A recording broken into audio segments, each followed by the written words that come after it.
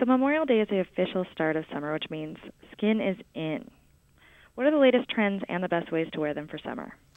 Well, from all the runway shows that I attended, I noticed an emerging trend in asymmetrical necklines and also strapless numbers. And what's great about the asymmetrical look, which you see on this mannequin here, is that you get the benefit of a strap on one side but strapless on the other. So you get to show off skin without being too revealing. And what's great about that is that a dress that's asymmetrical or tops like this, they're very versatile. So you could put on a wide belt and heels and throw on some fun jewelry, and that could be like a funky evening look. Or, you know, put your hair in a ponytail, put on flats and a cardigan, and that's like a great power lunch or office look. So you really get to stretch your wardrobe bucks. And something like this, you know, you could wear this top over like a black mini or a dressier short, and that could be an evening look, and this is perfectly great for day. And something that I think that you should keep in mind is that when you wear looks like this, you're really showcasing the skin on the upper body. And so the skin almost becomes a wardrobe staple and an accessory. And Dr. Luffman has great tips on how to keep this area beautiful and pristine, because it's more important than ever right now with these trends. Right. I'm excited to see that, by the way. It sounds perfect for the Girls of Girl Power Hour. Oh, yeah. I'm excited about that. We're showing areas of our skin that we don't normally in the winter, including our underarms, and all these fashions are so great. But we forget a couple of things when it comes to underarm skincare. One is the razor. The razor should be kept out of the shower except when you're using it, because the shower is just filled with heat and bacteria can grow. So that's number one tip. Number two is that we're actually, when we're shaving, we're removing 20% of the top layer of skin under our arms, and that leads to irritation, loss of moisture. So re-moisturizing is my next tip. And the best way I think to do that is actually looking for a deodorant that has a moisturization system in it. The one that I've been recommending is the Dove Ultimate Beauty Care Antiperspirant Deodorant, and it has this tri-moisturizing system in it, and it's really a great way to put the moisture back into the skin. Wow, those are great tips. I actually use that deodorant, so. Oh, do you? Great. Yes. So also, Dr. Luffman, speaking of the delicate neck area, I mean, I've noticed that bold statement necklaces are splattered all over the fashion pages this year. Yeah. Do you have any tips for preserving that area? Absolutely. You know, we concentrate on our face when it comes to sunblock, and really what I'm recommending is not only put that sunblock on your face in the morning, but bring it down to your neck, your chest, your hands. Anything that's exposed should be really covered with sunblock every day. Another thing you can do is carry around a little bit of sunblock with you, like this sunblock stick. You keep it in your purse. You can apply it every 2 to 3 hours if you're in and out of your building or on the go, because you really need to reapply it during the day to get your maximum sun protection. You know, that's so true. Sometimes we just kind of forget about our neck area, and it's so out there and available to the elements that you don't even think about it. But speaking of skin, I'm a huge fan of sunless tanning.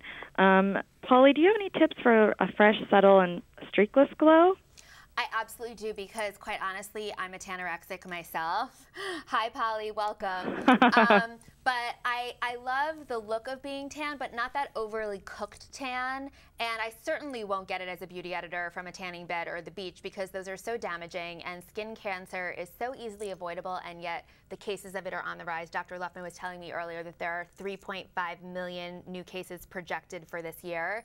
So the best thing you can do is go for an airbrush tan, which all the celebrities do before their red carpet appearances, and you go to, it's picking up like rapid fire at salons and spas around the country, and you make an appointment and go in, and they just mist this formula on you that gradually develops into a beautiful nutty sort of caramel tone. But easier and cheaper is to opt for a makeup pressed powder that's matte in a shade that's 2 shades darker than your natural skin tone. You can pick one of these up at the drugstore or the department store.